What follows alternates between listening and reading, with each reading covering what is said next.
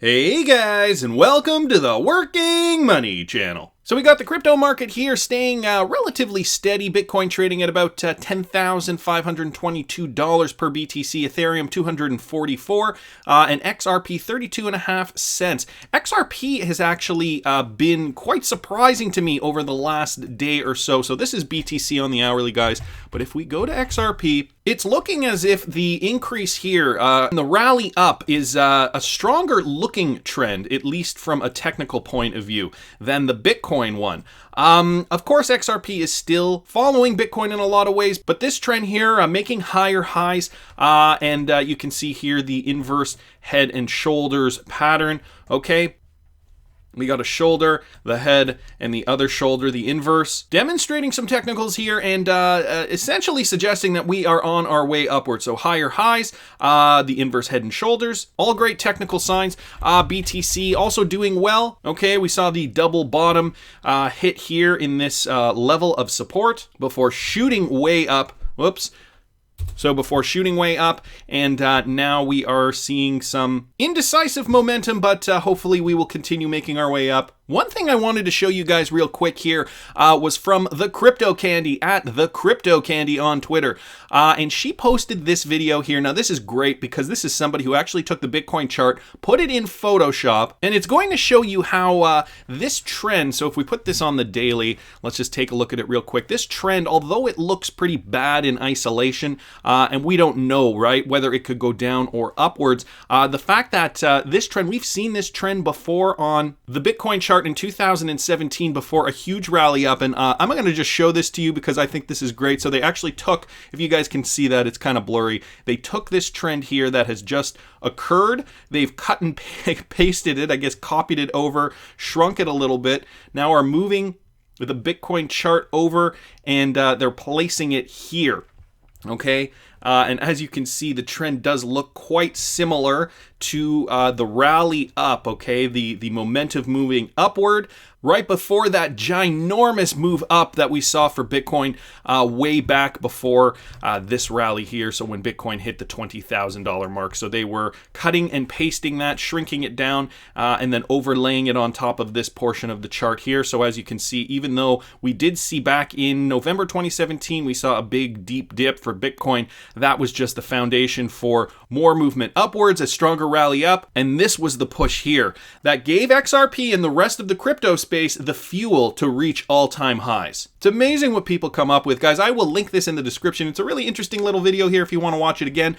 This, though, it's an exciting time to be involved in cross-border payments, claims Ripple Sagar Sarbhai. And for those of you guys who don't know, he is the head of government and regulatory affairs in the Asia-Pacific region for Ripple. And I'm sure you've seen him in some interviews and some panels. It's this guy here who works for Ripple Asia. So the Ripple representative believes that there are a few factors that are driving rapid innovation in the industry. He says the first trend is the rise in digital payments, which has been triggered by two factors. One is the explosive use of smartphones, which is very true, and two would be the ubiquity of QR codes, which has led to lower value payments becoming a reality. So technology evolving, even within the last 10 years or so, right? When smartphones have really become part of our everyday life, even at the beginning, when smartphones were first introduced, 2007, 2008, when people were first starting to get smartphones, we weren't able to do as much with them as we are today. And so over the last decade, that technology has just improved. So we can only imagine the kinds of advancements we're going to see over the next decade. So he says the demand for lower value payments is very evident among customers, and he believes that the introduction of digital assets is a major factor.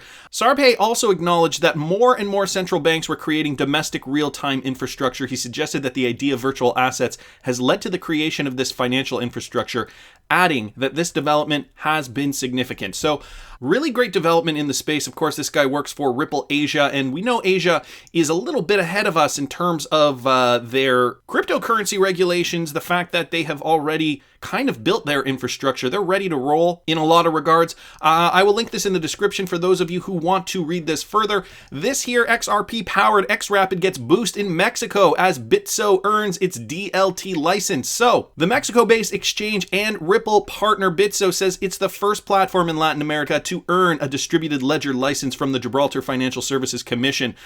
Custody, withdrawals, deposit, and trading will be fully regulated by the GFSC, according to a press release. So, big news for Bitso, because we know they are an XRapid liquidity supplier, a partner of Ripple, one of the top ones that Ripple is counting on to support XRapid transactions and to provide liquidity into the market once we see mass adoption. So this license gives Bitso a leading position as one of the most innovative financial services providers in Latin America and the world by becoming the first exchange platform in Latin America licensed and regulated by the GFSC. Huge step forward for these guys. So this is great news to hear. And I saw this on Twitter here, this from XRP Neo, that's at XRP_Anderson on Twitter. Guys, if you're not following at XRP_Anderson on Twitter, I suggest you do.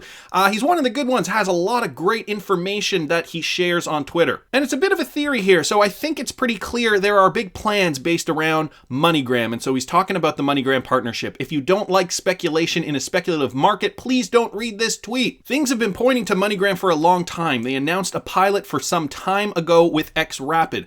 MoneyGram is the second largest payment provider after Western Union, so you got to remember MoneyGram is Western Union's biggest competitor. MoneyGram has also had financial troubles in recent years, so this is another really important piece of information that we have to remember. Western Union been number one, MoneyGram struggling at number two. That is important. They would thus, meaning MoneyGram, would be more inclined to take chances in comparison to the market leader Western Union. Western Union has a big market lead and is likely comfortable.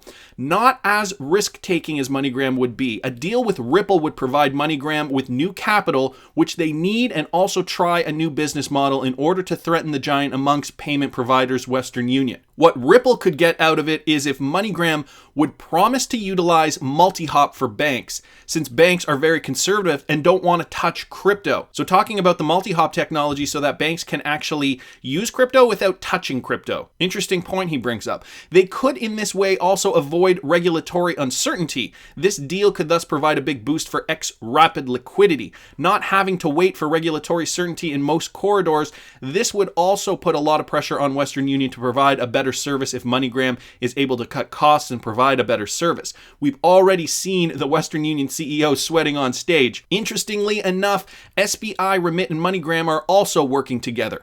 To me, it seems like an alliance is being built between Ripple, SBI, MoneyGram, and R3 that will be able to use XRP through Corda Settler. I still believe the infrastructure is being built. For example, Bob Way mentioned Corda Settler being integrated with ILP. What is clear to me is that MoneyGram would be a strategic piece, both for MoneyGram itself as well as for Ripple and XRapid utilization. Interesting theory here from XRP Neo. A few people responded to this and I thought it was great. This really isn't even speculating, as it's more connecting the dots of actual facts and events that have happened. This from at PokerTwit, by the way. Normally in this space, just a single fact or a hunch passes for plausible and possible, which clearly isn't the case here at all. At Jade, XRP Martian suggests the crypto masses refuse to hear any of it because it terrifies them. They'd rather pretend. Bankers are idiots than acknowledge that many banks have publicly acknowledged their need to pivot. It's sad, but that's what happens when you hold TA above fundamentals. And yeah, you know, TA has a place in this with regards to a spec market, with regards to people's emotions when trading, but realistically, the real world utility, and I've always maintained this, the real world utility is a completely separate market, is something else that will be reflected in price once the system is set in place. Right now, we're in a spec market. We're dealing with people's emotions. We're dealing with people's thoughts on how price is moving right now. And a lot of it just has to do with trader psychology. HeisenZerp down here mentions, that's at HeisenZerp on Twitter. 8 days after Trump blocked the Alibaba group from buying MoneyGram, they ink a trial agreement with Ripple.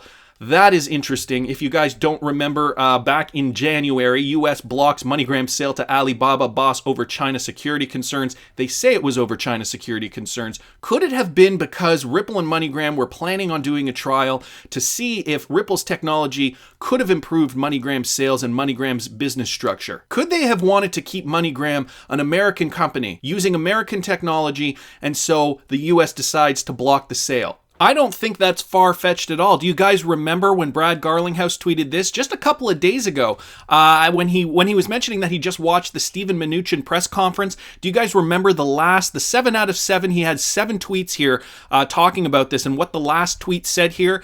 So he talks about how he wants to maximize progress forward, and it's about working with the existing financial system and not against it. And then this last tweet, he says, if not, we risk squashing innovation here in the US and letting foreign interests take control of this new sector of our global economy. I think Jack the Rippler depicts it here best with this GIF.